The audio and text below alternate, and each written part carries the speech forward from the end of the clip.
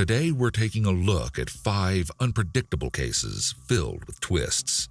The final case we're covering just might be the most baffling of all. Scott Ponder opened up a motorcycle and powersports dealership in 2001 in South Carolina that he called Superbike Motorsports.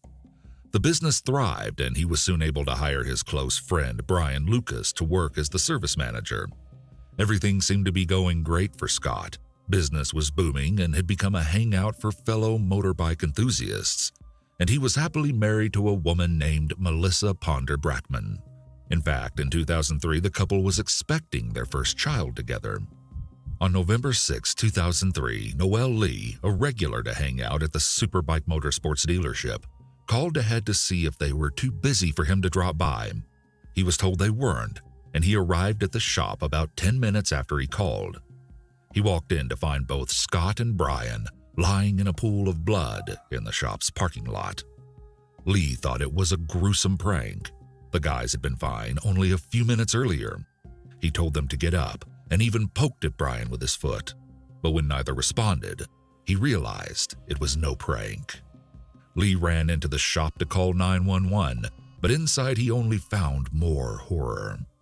Scott's mother, Beverly Guy, often liked to help out at the shop, and Lee found her body lying on the floor near the bathroom. Farther in, he discovered the recently hired mechanic, Chris Sherbert, slumped over a bike he had been working on. All 4 people at the shop had been shot and killed. As soon as police arrived, they were puzzled by the 4-person murder scene. The easiest explanation would have been that it was a robbery gone wrong, but nothing had been taken, and easily accessible cash was even left in plain sight. As the investigation got underway, there was a lead right away. The last person to see the 4 victims alive was a customer at the shop only a few minutes before everyone died. This customer claimed that they saw a man in the dealership inquiring about a motorcycle and heard him talk as though he was new to bikes, but investigators couldn't find the identity of this mystery second customer. Police then turned to an unlikely person to investigate, Scott's widow, Melissa. She was questioned a number of times, including after she gave birth to her and Scott's son, Scott Jr. During one visit to the station, she changed her baby's diaper, and without her knowledge, the police took the diaper from the trash and ran a DNA test on her child. The result was surprising. Melissa's baby's DNA didn't match the DNA sample from Scott. Instead, it matched his best friend, Brian. When this strange finding was brought to Melissa's attention, she adamantly denied it and demanded they run another test. This second test came back with the same result. The baby's DNA matched Brian, not Scott. Hearing this, Melissa refused to speak to the police further, which raised their suspicions against her. For about 18 months, suspicion surrounded Melissa, and police watched her every move closely, but there was still no evidence tying her directly to the case. Eventually, investigators decided to take a look at Beverly and Brian's DNA, though they didn't specify why. They found that Beverly's DNA didn't match her son's. That's when police realized Scott's and Brian's DNA samples had been mixed up. Melissa was vindicated, her son was Scott's, and she was no longer under suspicion. In 2004, the sheriff's office brought in the former FBI agent and renowned serial killer profile John Douglas for aid. But for over a decade, police struggled to find any other leads. Though hundreds of people were questioned over the years, the Superbike murders became a cold case. It wasn't until another seemingly unrelated crime occurred that an answer was finally uncovered. In 2016, 13 years after the Superbike murders, Kayla Brown and her boyfriend Charles David Carver went missing.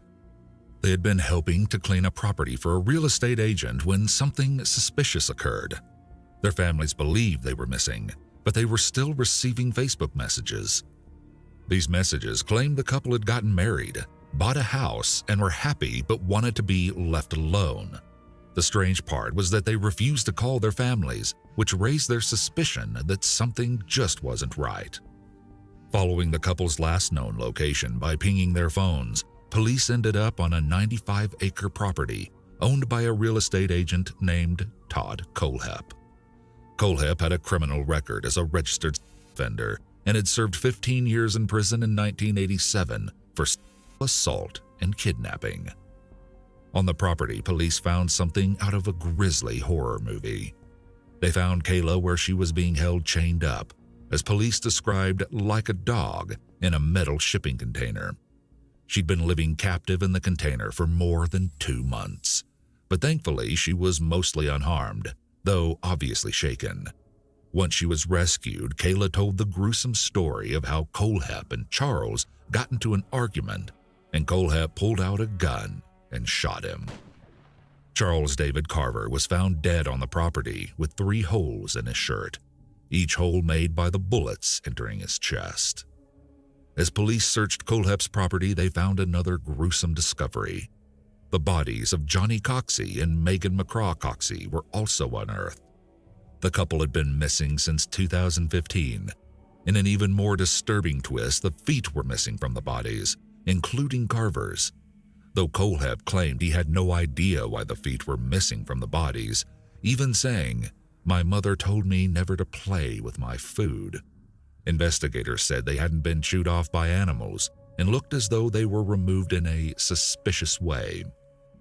Personally, I can't imagine a not suspicious way to remove feet. Once he was taken into custody, Kohlhepp was interrogated, and during one interview he admitted to having killed more people than the 3 bodies police knew about. He told a story about how he had visited a bike shop back in 2003. At the shop, he told the employees that his own motorbike had been stolen, but that he wanted to buy another. While there, he said he was given a hard time, claiming that an employee implied to him that they had been involved in stealing his first bike. He said that he returned a few more times, and at each visit he was mocked. Eventually, he decided to take his revenge. He waited for other customers to leave before he went into the shop and killed the 4 people there. Kohlhepp was the man responsible for the Superbike murders.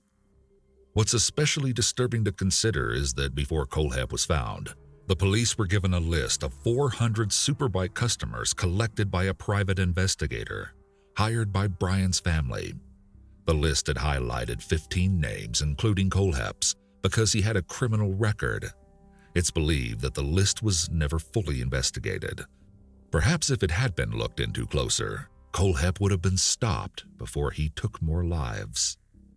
However, one interesting theory has arisen since Kohlhepp's arrest, that he actually didn't commit the Superbike murders and only took responsibility to build his reputation as a serial killer. When he explained what happened that day in 2003, he said he had shot all 4 victims in the forehead, but none of them had gunshot wounds to the forehead. He also got the type of bullets used in the killings wrong and the placement of where Scott and Brian were killed. During a few interviews, he even denied having killed them at all. These inconsistencies were explained away by investigators, saying that the details could be confused after 13 years. And they were sure that he was involved in the 4 deaths. Todd Kohlhepp is currently serving life sentences in prison for killing 7 people. Do you think he's responsible for them? In the late 1960s, the List family appeared to be living the American dream. John List, the vice president of a bank, and his wife, Helen, his mother, and 3 children lived together in a mansion in Westfield, New Jersey, with 19 rooms, including a ballroom and marble fireplaces. Even though the family looked like they had everything, it was all appearances. In 1971, John lost his job, and he struggled to find another job. Instead of telling his family what was going on, as he thought that it was too shameful to admit, he would get up every day, almost as if he was heading to work, but instead went and sat at the train station, where he spent all day reading the newspaper and taking naps. But he no longer had an income and couldn't pay the bills. Instead of going on welfare, because then the whole community would know about his struggles, he started to secretly steal money from his mother's bank account in order to keep paying for his mortgage. But this plan could only last for so long. When the bank threatened to foreclose on the house, John realized that all his lies would be exposed. He decided there was only one thing to do. John List was going to disappear. To begin his thorough plan, He headed to the post office where he stopped the family's mail. Then he went to the bank and cashed in his mother's savings bonds. Once home, he made several calls to everyone who would check on them and said that the rest of the List family had already left for North Carolina to visit his wife's mother, and said that he was planning to follow them soon. That way, no one would go looking for them. John then went through his house with scissors and cut himself out of every picture in order to make it harder for anyone to track him down. After this, he went to the John F. Kennedy International Airport in New York. Instead of boarding a plane, he left his car as a fake clue and took a bus into the city. John List was gone. Because John had said the family would be away for a while, no one thought it was odd that they didn't see any of the Lists. It wasn't until a month later that the police knocked on the door of the List mansion. Inside, they found the family, or at least most of them. Laying on the floor of the ballroom were the bodies of John's wife and 3 children. All had been shot. Upstairs, also shot dead, was John's mother. There was a confession letter at the scene. It was addressed to John's pastor. John List hadn't run away from his family. He'd killed them all and then fled. But where had John gone? There was no sign of him. The only clue was the car at the airport, but then his trail went cold. And it stayed cold for years. The List's murder was regularly revisited, but it wasn't until 1989, 18 years after the murders, that the case was featured on America's Most Wanted. It included a picture of John List created by a forensic sculptor's impression of how he would currently look. In Denver, a group of neighbors recognized the man on the TV, but it wasn't John List. It was a man they knew by the name of Robert P. Clark. Recognizing Clark and John as the same person, the neighbors called the police. 11 days later, John List was finally found and arrested. After fleeing the crime scene at his home in 1971, John took the name Robert P. Clark. He traveled unnoticed to Denver, where he worked as a hotel fry cook and then later as an accountant for H&R Block. In 1985, John got remarried to a widow named Dolores Clark, and the two of them moved to Richmond, Virginia. In court, all of John's crimes were exposed. On November 9, 1971, the 3 kids headed off to school. As soon as they were gone, John stood behind his wife and shot her while she drank her morning coffee. Then he went to find his 84-year-old mother, where she was eating breakfast upstairs, gave her a kiss, and shot her in the head. He used an old 9mm pistol he bought as a World War II souvenir and a .22 caliber target pistol. Following his careful plan, John dragged his wife's body into the ballroom and cleaned up the blood to not alarm his children when they got home. While he waited, he called around to make it look like the family would be away. In a show of callousness, John took a break from cleaning up his wife's blood and made himself a sandwich. As his kids came home, John killed each of them one by one. First was 16-year-old Patricia, Patty, then the youngest, 13-year-old Frederick. John apparently went to support his 15-year-old son John Jr. at his high school soccer game before driving him home and shooting him too. He dragged all the bodies into the ballroom, though he left his mother upstairs. Disturbingly, John slept in the house with the bodies overnight. The next day, he left the house lights on, turned on music, and made his great escape. List had actually watched the America's Most Wanted program about him with his second wife, but she didn't put it together that it was him. John's twisted justification for killing his family was that this was the only way to save them and ensure they went to heaven. In 1990, John List was found guilty and sentenced to 5 life terms. He claimed to be sorry for, quote, the tragedy that happened in 1971, but he never mentioned his wife, his mother, or his children. At 82 years old, John died in prison in 2008. On October 31, 1992, Candace Fonagy went to the hospital in Kipling, Canada. She wasn't seeking medical aid, but was looking for her friend to talk to after she had just had a big argument with her boyfriend. Her friend wasn't working, but because she was so agitated over the fight, a nurse suggested she should see one of the doctors. Dr. John Schneeberger was available and agreed to see Fonagy. He told her that taking a sedative would probably calm her down, and she agreed that he was right. Instead of being given a pill, as she expected, Schneeberger gave Fonagy an injection, but the feeling wasn't quite what she expected, because instead of just feeling calmer, she felt completely and immediately numb. Fonagy's memory after the injection was foggy, but when she finally came to again, she was sure something horrible had happened to her. She was certain that while unconscious, Schneeberger had sexually assaulted her. She went straight to the police to report the disturbing incident and gave samples. Police found traces of semen in her underwear and pants, as well as evidence of the drug that the doctor had given her. Upon closer inspection, the drug Schneeberger had injected her with was identified as the powerful anesthetic Versed, also known as midazolam, which induces sleepiness and decreases anxiety, but it also inhibits the creation of new memories. It's also normally used before medical procedures or for people who are on mechanical ventilators because it will decrease their consciousness. In other words, it's not a drug normally used for circumstances like Fonagy's, and was a strange choice for Schneeberger to give her.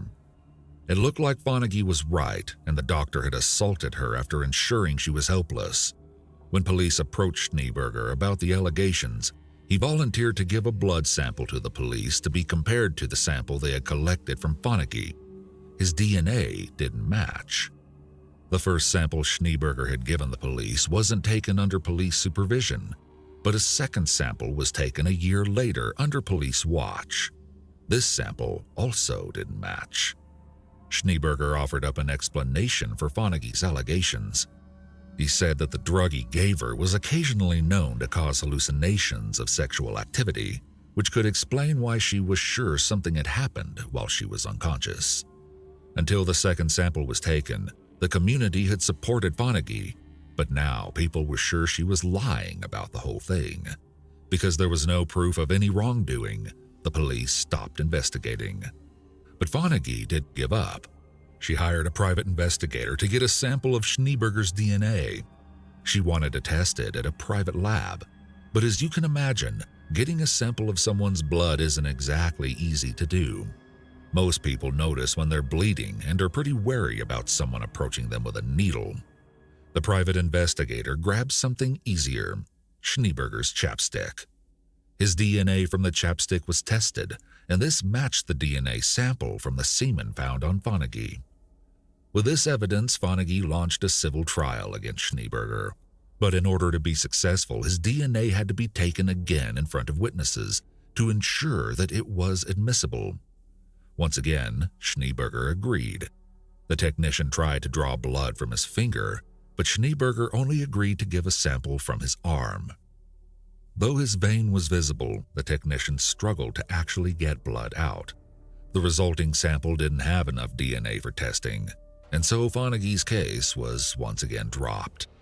For years, Fonagy struggled to get her case to be taken up again. No one believed her anymore. That is, until 1997, when Schneeberger's wife, Lisa, went to the police to allege that he had been injecting his 15-year-old stepdaughter at night with a drug and then repeatedly assaulting her. After 2 allegations, police took a more thorough approach to the case and retrieved more than a blood sample from Schneeberger.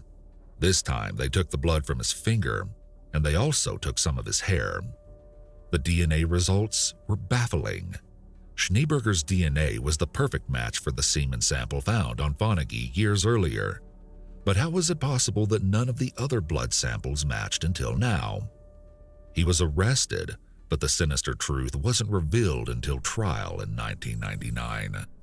Schneeberger admitted that he had been evading giving the police a true blood sample by slicing open his arm and implanting a 15-centimeter Penrose drain directly into his arm. He filled the drain with blood he had taken from a patient. When police took a sample from his arm, he guided them to the tube so that they extracted another man's blood. He had even added anticoagulants to keep the blood from degrading too much. But by the third blood sample, it was over 2 years later, and he had almost run out of blood, which was why the technician struggled to get a usable sample. Despite admitting this, Schneeberger still denied that he had assaulted Fonagy. He claimed that the semen sample found on her had been stolen from him. How? He said she took the semen from a used condom. No one bought this story, and Schneeberger was convicted of rape and obstruction of justice for the bizarre blood tube in his arm and was sentenced to 6 years in prison. In May 2010, the family of 26-year-old Army veteran Sam Herr became worried when he didn't make it home for the weekend. They called the Orange Coast College student's phone, but he didn't answer. As their concern grew, his parents decided to check his apartment in Costa Mesa, California. They could never have expected the horror that they found inside. Lying face down on Sam's bed was a dead woman. The young woman's pants were ripped and pulled down around her ankles. It appeared as though she had been sexually assaulted. There was a bullet wound in her head.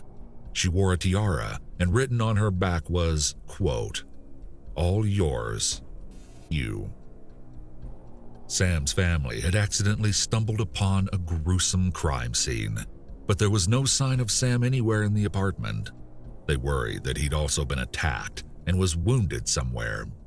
When police responded to the scene, they didn't begin looking for Sam as a missing person like his family wanted, but as a person of interest in the death of the woman in his apartment. The young woman was identified as 23-year-old Julie Juri Kibuishi, a college student and dancer. Sam's family actually knew of her, as he had told his father that Juri was his friend and like a kid sister to him. Despite this, police were sure that Sam had killed Juri, as all the evidence pointed to him being the only other person in his apartment when she died. They began a huge manhunt for Sam, assuming he was a fugitive on the run. The first lead came when they looked at his ATM records and saw that he was still withdrawing money.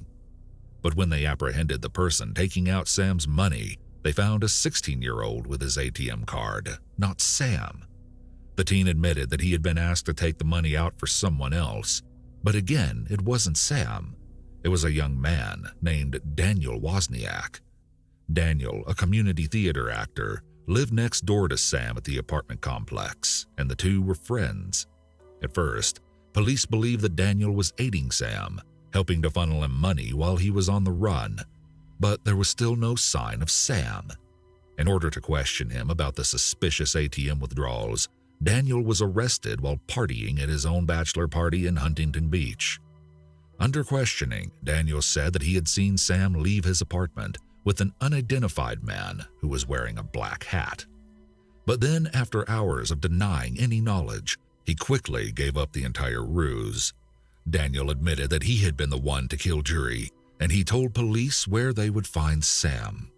If there was any hope that investigators would find him alive, it all ended when Sam's severed head was discovered dumped in bushes at the El Dorado Nature Center in Long Beach.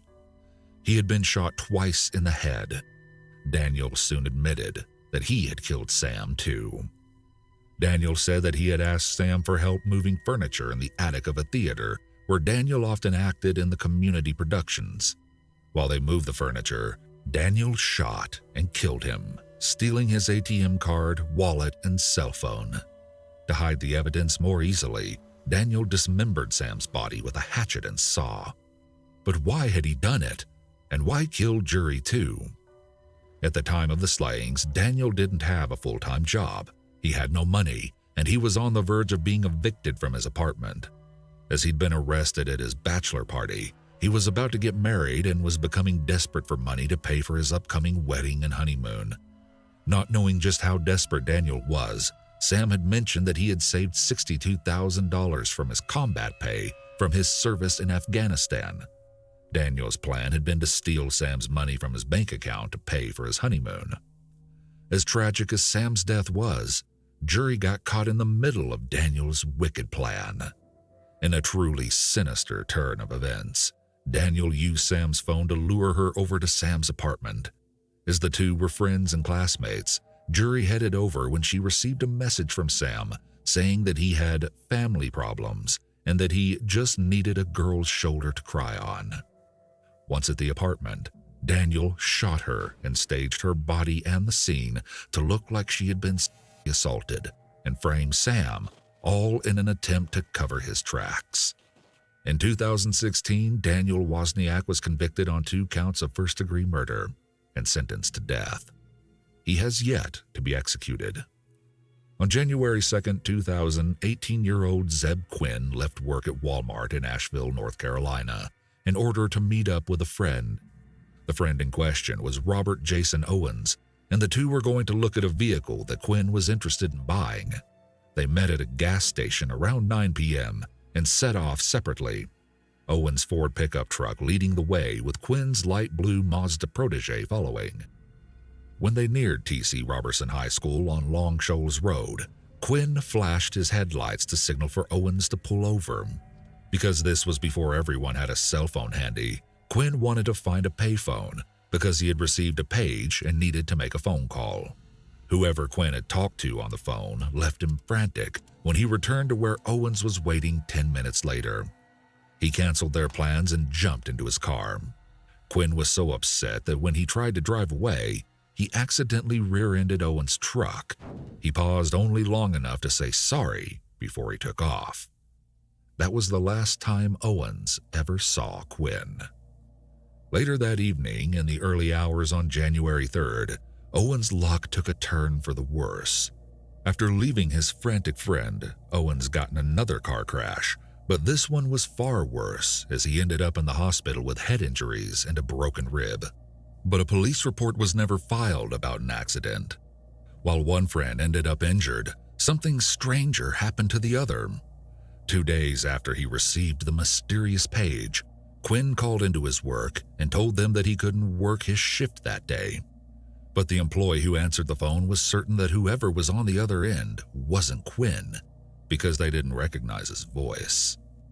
On January 4th, Quinn's mother, Denise Vlahakis, officially filed a missing persons report for him. No one had actually seen him since that night with Owens, and his family was certain he would never have left them of his own accord. Beginning the investigation, police traced the mysterious page. It was sent from his aunt's house, but she denied that she had ever sent him a page. In fact, she wasn't even home the night Quinn disappeared, because she was having dinner with a friend. Curiously, the aunt later filed a police report and said that her house had been broken into while she was out that night. Searching for him, police traced the call to Quinn's work. It led to the Volvo plant where Owens worked. Owens admitted that he had been the one to make the call, but said that before he disappeared, Quinn had asked him to call into his work for him and say he was sick. Interestingly, after this statement, Owens refused to talk to the police anymore. Though he was a person of interest because he may have been the last person to see Quinn, there was no evidence connecting him to any crime, as there wasn't even proof a crime had happened. 2 weeks later, the first real clue about what happened to Quinn was discovered. His car was found parked out front of Little Pig's Barbecue, but there was no sign of Quinn. On the back windshield of the car, a large pair of lips and 2 exclamation points had been drawn in lipstick. Strange, right? Well, that's only the beginning of the weirdness surrounding the vehicle. Inside, police found a live black Labrador puppy that didn't belong to Quinn, and a plastic hotel key that couldn't be traced to any one or any hotel. There was also a jacket that wasn't Quinn's, and the driver's seat had been adjusted for someone shorter than him. I know you're wondering about what happened to the puppy, but don't worry, it was adopted by one of the investigators. One theory was that a girl he had been interested in, Misty Taylor, had accidentally gotten Quinn into trouble. Misty had a boyfriend, Wesley Smith, and he had allegedly threatened Quinn earlier the same day he went missing. Later, a couple called the police and said that they saw someone driving Quinn's vehicle before it was found. The couple gave details that created a composite sketch of the alleged driver, and police noted that it bore a striking resemblance to Misty. But no evidence was ever found that connected Misty or Wesley to Quinn. Interestingly, it was Misty's mother who Quinn's aunt was having dinner with the night he went missing, and both Misty and Wesley were there. The entire case is filled with questions. Who sent the page? What had Quinn heard on the phone? Did Owens actually get in a car accident, or had something else happened that night? What do the lips on the car mean? And where did the puppy come from? There were no answers. The clues didn't add up to anything, didn't lead anywhere, and after a few years, Quinn's case went cold. There were no suspects, and investigators had no idea what happened to Quinn. But then, years later, someone else went missing. In 2015, pregnant Christy Shone Codd and her husband J.T. Codd were reported missing by their family members. If you recognize her name, Christy appeared on the Food Network series Food Network Star. Hoping to find the couple at home and the whole thing to be a misunderstanding, police stopped by, but the couple wasn't there. However, their dogs and other important items, such as Christy's purse and JT's wallet, were all left behind, almost like the couple hadn't left at all. Their neighbors reported that the man living next door to the Codds had been acting strangely right after the couple went missing. The man was seen dumping bags into a dumpster, which, when recovered by investigators, revealed a few things owned by Christy, including her ID. When police knocked on the door of the house next to the Codds, Robert Jason Owens opened the door. Owens admitted that he had broken into the Codds' home, which is how he ended up with the garbage bags filled with Christy's things that he then threw into the dumpster. He was charged with breaking and entering and larceny, but Owens didn't have such a simple explanation for what police found when they searched his home. Inside a wood stove, they found what appeared to be human remains. Upon this discovery, Owens was charged with 2 counts of first-degree murder and murder of an unborn child. More evidence was uncovered after fire crews were called to a mobile home that was on fire. There they found human remains inside of the mobile home. The property it was on was owned by Owens. He didn't offer up an explanation to the police for the human remains in his house, but Owens' wife spoke to investigators anyway, saying that he had told her that his truck got stuck in the mud near the Codds' home. JT had allowed him to borrow his car, and it was while in this car that he claimed to have accidentally hit and killed both of the Codds. Eventually, Owens himself admitted to the killing, though he was adamant it was an accident. Even if it was, he had tried to get rid of the evidence by taking their bodies, cutting them up, and burning them. Owens claimed he didn't want to report the accident because he had been heavily impaired by medications that day. In 2017, Owens officially pled guilty to 3 counts of second-degree murder and 2 counts of dismemberment for the Cobbs' deaths. With Owens' connection to the Cobbs confirmed, investigators had renewed hope that they would finally know what happened to Quinn after he'd been missing for 15 years. One of Owens' family members finally came forward to speak with police. The story they shared was the first real lead in the case. In January 2000, Owens had dug a pit to burn something. He then poured concrete over the area and told his family he was going to make a fish pond. But he never made the pond, and he later covered the area with dirt. Digging up the area, police found fabric, leather materials, and unknown hard fragments that they never publicly identified. Though these items were never confirmed to be Quinn's, it was enough for Owen to be indicted for first-degree murder of Zeb Quinn. Currently, as of 2021, Robert Jason Owens is awaiting trial. What has yet to be explained is his possible motive, and since Quinn has never been found,